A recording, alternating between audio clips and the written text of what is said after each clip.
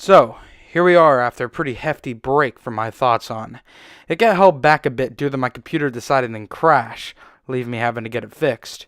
But it's back, and I'm here with my second movie review. I saw this one recently. I was very impressed with it. The Lego Movie 2. So, let's jump right into this review. When I view a sequel, I always expect it to be not as good as the original.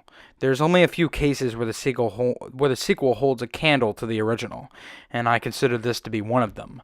I honestly thought this film was just as good as the original, from its characters being given more development and depth to the constant unexpected twists and turns in the plot.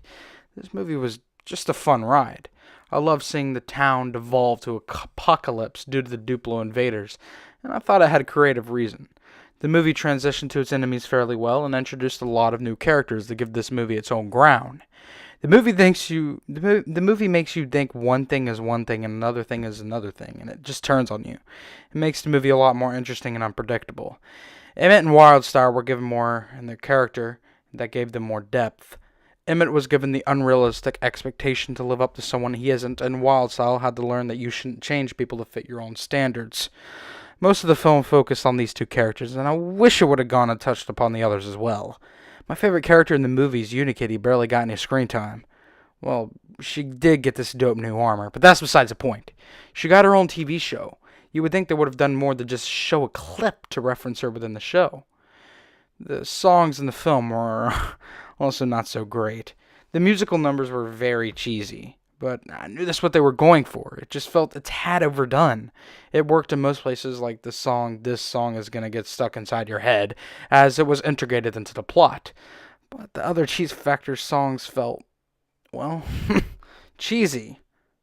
Now, back to the positives. As I should also mention that the film also shot some clever and cool references without it feeling forced. Most references are unfortunately unnecessarily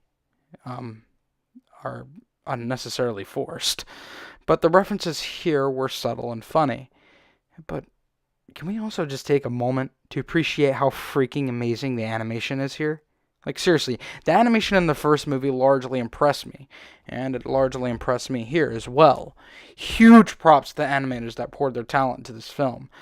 I like how the movie put the life outside of the Lego universe into some light.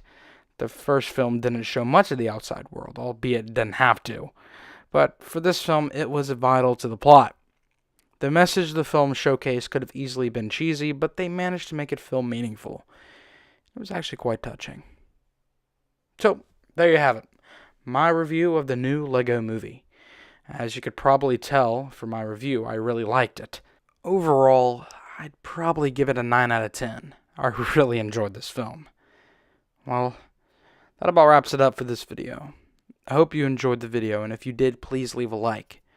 I'll see you in my next video. Goodbye.